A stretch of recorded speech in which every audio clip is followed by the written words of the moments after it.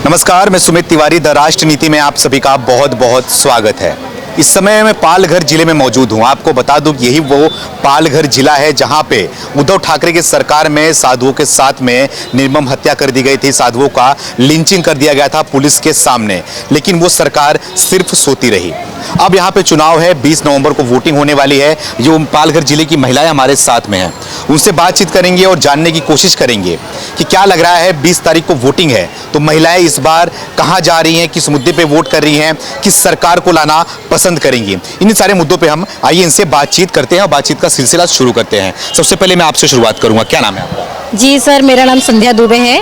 पालघर जिले से आती हैं आप? जी हाँ। तो क्या लग रहा है कि 20 नवंबर को वोटिंग होना है, तो जो 2.5 साल की एकनाथ शिंदे की सरकार रही है और जो 2.5 साल की उद्धव ठाकरे की सरकार रही है, कौन किस पे भारी पड़ रहा है और इस बार किसे सरकार देख रही है? देखिए, शिंदे सरकार महायुति हम जो है बीजेपी की, वो सरकार उद्धव ठाकरे का सरकार पे भारी पड़ रही है। आज शिंदे की सरकार है तो आप देखिए कि महिलाओं को लड़की बहन योजना का महीने का 1500 रुपया हाथ में मिल रहा है। आप बताइए, जिसको कुछ नहीं है उसके लिए 1500 रुपया कितना बड़ा आधार है। निराधार को आधार की जरूरत है। आज तक किसी भी सरकार ने 70 साल भी कांग्रेस सरकार में थी, लेकिन कभी उन्होंने महिलाओं को 1 रुपया नहीं दिया। उल्टा सिर्फ उनके राज में, 70 साल के राज में अमीर और अमीर हो रहे थे, गरीब और गरीब होते जा रहे थे। लेकिन जब से बीजेपी की सरकार आई है, तब से हर एक समान नागरिक को समान अधिकार मिला है।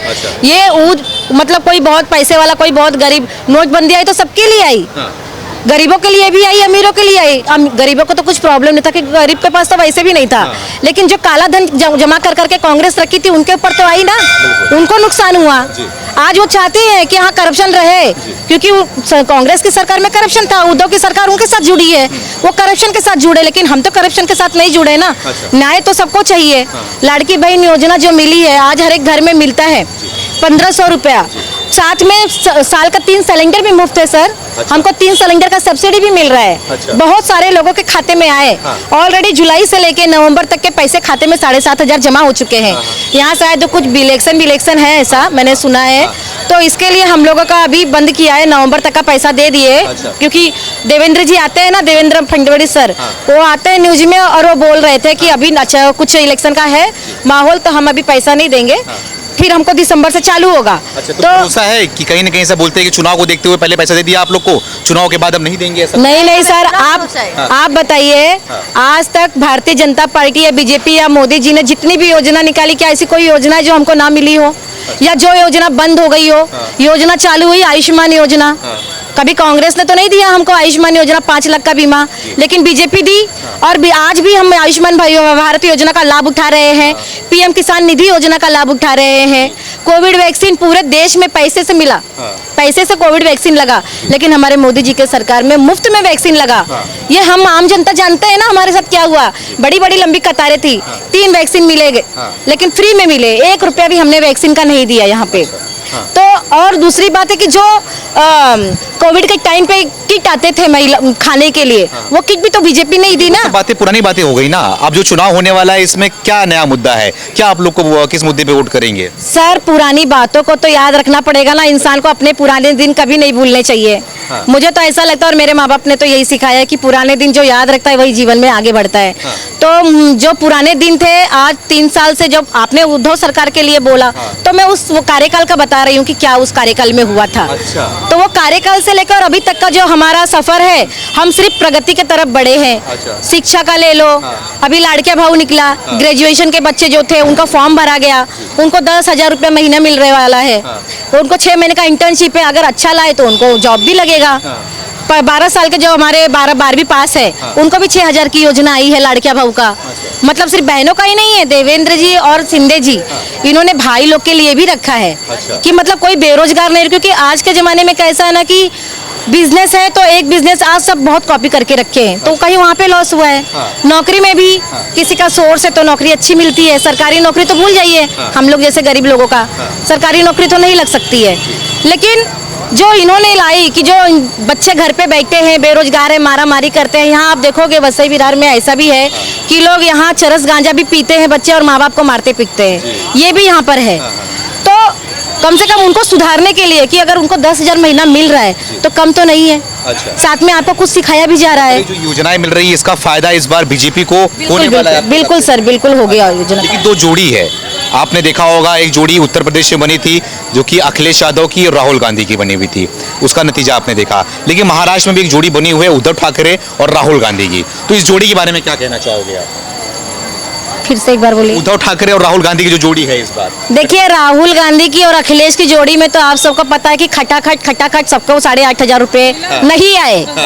बोला तो गया था, लेकिन किसी को भी 1 रुपया नहीं आया।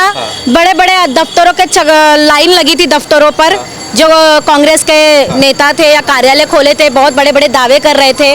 उन्होंने लाइन तो लगाई थी, लेकिन किसी महिला को दिया नहीं। सारी महिलाओं के भावनाओं के साथ कांग्रेस ने खिलवाड़ किया है। और वही आज महाराष्ट्र में भी ये वही लालच लेके आएंगे। देखिए, बीजेपी ने तो जो बोला दिया, उन्होंने बोला हम 1500 देंगे, क्योंकि उनकी कैपेसिटी जितनी थी उन्होंने बताई हम इतना ही दे सकते हैं। झूठ तो नहीं बोला ना हम 1 लाख देंगे, ऐसा तो नहीं बोला ना। उन्होंने जो बोला वो दिया, और ऑलरेडी 6-7 महीने से हमको मिल ही रहे। तो लेकिन इस बार महाराष्ट्र में नहीं जोड़ी है ना, उद्धव ठाकरे की जोड़ी है अखिलेश। तो अखिलेश की जोड़ी से तो लोग देख ही चुके हैं। अब उद्धव की जोड़ी बाकी है, क्योंकि बोलते हैं ना दूध की जली बिल्ली छाछ भी फूक फूक कर पीती है। तो अब तो ये नहीं हो सकता है कि कांग्रेस की बात में पब्लिक, यहाँ की जनता या महिलाएं आए, क्योंकि इस बार महिलाएं बढ़ चढ़कर वोट देने वाली है, कोई घर पे बैठने वाली नहीं है। क्या जो तो ठाकरे हिंदुओं के लिए कुछ कर रहे हैं, मैं तो नहीं देखी। मैंने देखा है उल्टा जाके वो पालघर में हिंदुओं को मरवाए हैं। पालघर में है हिंदुओं को मरवाए हैं उद्धव। उनके राज्य में, उनके राज्य में 2.5 साल में उद्धव सरकार के राज्य में ये ब्राह्मण लोग को मरवाए हैं। अच्छा। वो भी पुलिस के सामने। अच्छा। हाँ हाँ, हत्या। तो मतलब वो सब मुद्दा है, उसको याद है आपको? हाँ, याद है, बहुत याद है। अभी तक न्याय नहीं मिले हैं। उसको याद में रखते हुए इस बार वोट। हाँ, जरूर। वो नहीं आना चाहिए। उद्धव सरकार नहीं आना चाहिए। वो नहीं आने चाहिए। नहीं आना चाहिए। उद्धव पसंद नहीं है आप लोगों को? नहीं, पसंद नहीं है। वो मतलब नमाज पढ़ने जाते हैं और मुस्लिम लोग के साथ में रहते हैं। मतलब वो बहुत सी उनके है। कांग्रेस से है, मिले हुए हैं। कांग्रेस से मिले? हाँ। तो नमाज पढ़ने जाते हैं, मुसलमानों के साथ में जाते हैं, तो ये गलत है? गलत है। वो उनके पिताजी तो नहीं गए थे कभी। हाँ। अच्छा।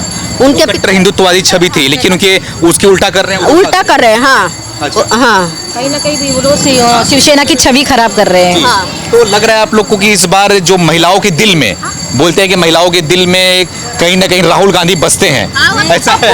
पप्पू है वो। कांग्रेस पप्पू है, राहुल गांधी कोई नहीं बसते। महिलाओं के दिल में राहुल गांधी बसते हैं, ऐसे किसने बोला? ये सब गलत है। ये सब है कि महिलाओं के दिल में राहुल गांधी। नहीं, हमारे सब हिंदोड़ीज भाऊ बसते हैं, देवा भाऊ। अच्छा। हम सब बहनों के घर में देवा भाऊ बसते हैं दिल के अंदर। अच्छा। पिता के रूप में मोदी जी है, भाई के रूप में देवेंद्र फडणवीस जी है, बस। अच्छा। पिता के रूप में मोदी जी हैं और भाई के रूप में देवेंद्र फडणवीस और एकनाथ शिंदे जी है। अच्छा। और एक जन और है, और योगी जी की बात कर रहा हूँ मैं। योगी जी है हमारे। वो तो हमारे चाचा जैसे हो गए ना। फिर पापा के बाद चाचा है, चाचा के बाद भाई लोग हैं हमारी रक्षा करने के लिए। अच्छा। फिर और क्या चाहिए हमारे भारत देश? पिता भी मिल गया, चाचा भी मिल गया, भाई भी मिल गया। फिर सब क्या? मिल गए। और क्या चाहिए हमारे देश में? महिलाओं के लिए संरक्षण के लिए ये बहुत काफी है। बहुत काफी है। और किसी की जरूरत नहीं है हमारे देश में। बस राहुल गांधी की जरूरत नहीं, उनकी जरूरत तो है ही नहीं। नहीं चाहिए हमें वो। हमें सिर्फ मोदी जी, योगी जी और हमारे महाराष्ट्र में देवेंद्र फडणवीस जी चाहिए, एकनाथ शिंदे जी चाहिए और हमारे राष्ट्रवादी के। लेकिन ये बोलते हैं कि देश के अंदर देश में राहुल गांधी चाहिए और आपके यहाँ पे प्रदेश में चाहिए उद्धव ठाकरे चाहिए। नहीं, हम लोगों को तो नहीं, किसी महिलाओं को तो नहीं चाहिए। लाडली बहन हम सिर्फ देवेंद्र फडणवीस जी की है, बस। हाँ, लाडली बहन है। हम सब जितने भारत के लोग हैं, महाराष्ट्र में ये योजना चल रही है, तो महाराष्ट्र की जितनी लाडली बहनें हैं सब देवेंद्र फडणवीस की बहनें हैं। अच्छा। और वो हमारे भाई है। वो भाई है। हाँ। इसके अलावा आप लोगों को कोई दिखाई नहीं, हम लोगों को कोई दिखाई देगा भी नहीं इसके बाद। अगर वो योजना बंद भी हो जाए तो भी हमें दूसरा कोई दिखेगा नहीं, क्योंकि वो वक्त पे जो पैसा मिलता है ना महिलाओं को, वो बहुत जरूरी होता है। किसी के दवा के लिए जाता है, किसी के बच्चों की फीस के लिए जाता है। वो महिला हमेशा याद रखती है कि इस वक्त हमें ये पैसा मिला है, वो हमें अच्छे से यूज आया है। अच्छा। तो इसीलिए अगर आगे भी ये योजना बंद भी हो जाए, कोई फैला रहे अफवाह कि ये बंद इलेक्शन के बाद तक है, बाद में बंद होगी, तो ऐसा तो किसी बीजेपी ने जो योजनाएं लाई वो तो कभी बंद हुई नहीं। और इसके बाद बाद तो मुझे नहीं लगता ये योजना बंद होगी। फिर भी बंद हो भी गई तो भी हमें यही सरकार चाहिए, क्योंकि वो टाइम पे मिला है हमें। अच्छा। और बहुत सी योजना है। जो योगी जी बोले हैं कि बटोगे तो कटोगे, क्या महाराष्ट्र में महिलाओं में क्या असर पड़ रहा है इसका? एक हिंदुओं की बात करें, एकजुट होने की बात करें, तो क्या असर पड़ रहा है इसका? देखिए अभी जैसे उन्होंने बोला जातिवाद, हिंदू बंटते हैं तो जातिवाद में बंटते हैं। हाँ। जिस दिन हिंदू जातिवाद में बंटना बंद करके हाँ। और सिर्फ ये बोलेगा कि मैं हिंदू हूँ, उस दिन हमें ना कोई बांट पाएगा ना कोई काट पाएगा। और जिस दिन हम पूरे हिंदुस्तान के हिंदू एक हो गए ना, उस दिन हमारे सामने कोई टिक भी नहीं पाएगा, ठीक भी नहीं पाया। टिक भी नहीं पाएगा, क्योंकि हम एक नारी 100 पे भारी है। हाँ, अच्छा। लेकिन जब बोलते हैं, जब एकजुट में निकलते हैं ना हमारे मुसलमान भाई, तो फिर कोई रोक नहीं पाता उनको, कोई टोक नहीं पाता उनको।